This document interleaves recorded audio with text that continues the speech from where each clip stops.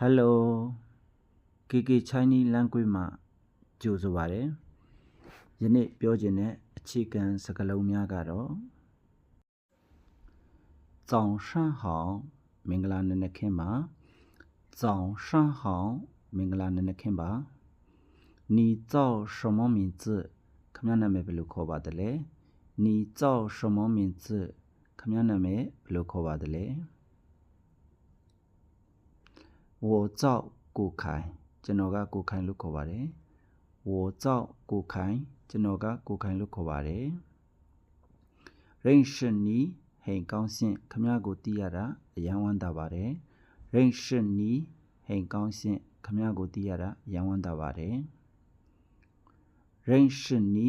我也很高兴ခမရကိုသိရတာကျွန်တော်လည်းအယံဝမ်းသာပါတယ်认识你我也很高兴ခမရကိုသိရတာကျွန်တော်လည်းအယံဝမ်းသာပါတယ်အားလုံး再见